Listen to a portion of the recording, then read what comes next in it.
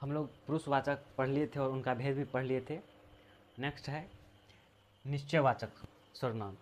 अब जानेंगे निश्चयवाचक सर्वनाम किसे कहते हैं और इनके बारे में जानेंगे।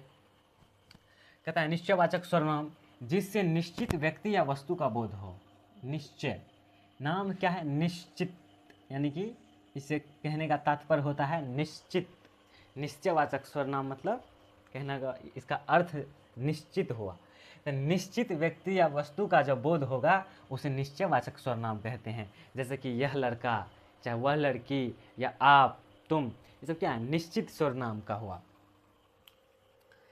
अगला है अनिश्चितवाचक सर्वनाम जिससे किसी निश्चित व्यक्ति या वस्तु का बोध नहीं होगा उसे अनिश्चयवाचक सर्वनाम। जैसे कि कुछ लोग या कोई व्यक्ति, यानी कि ये निश्चित नहीं है कि किसके बारे में कह रहा है, राम के बारे में, श्याम के बारे में, कि 5 लोग हैं कि 10 लोग हैं। कुछ लोग यानी कि 2 भी हो सकता है, 4 भी हो सकता है, इसलिए ये निश्चित नहीं है, इसलिए ये हो जाएगा अनिश्चितवाचक सर्वनाम।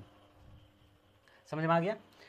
अब जानेंगे संबंधवाचक सर्वनाम के बारे में। संबंधवाचक जिस सर्वनाम से वाक्य में कही हुई संज्ञा से संबंध स्थापित हो, क्या हो? संबंध स्थापित हो, उसे संबंधवाचक सर्वनाम कहते हैं। जैसे जो, सो, जोन, तोन, कि जिन सर्वनाम से वाक्य में कही हुई संज्ञा से संबंध स्थापित हो उसे संबंधवाचक सर्वनाम कहते हैं। जैसे कि जो, है ना, तोन, जो। अगला है प्रश्नवाचक। क्या है? प्रश्नवाचक कि प्रश्न पूछने के लिए जिन सर्वनाम का प्रयोग होगा, प्रश्न पूछने के लिए जिस सर्वनाम का प्रयोग होगा उसे क्या कहते हैं? प्रश्नवाचक सर्वनाम कहते हैं। जैसे कि क्यों, कब, कौन, क्या, कैसे, ये सब क्या है? प्रश्नवाचक है। ये सब प्रश्न पूछने के लिए किया जाता है। नेक्स्ट निजवाचक। क्या है? निजवाचक सर्वनाम। निजवाचक सर्वनाम जिस सर्वनाम का प्रयोग वक्ता स्वयं के लिए करता है, जिन सर्वनाम का प्रयोग वक्ता स्वयं के लिए करता है उसे कहते हैं निजवाचक।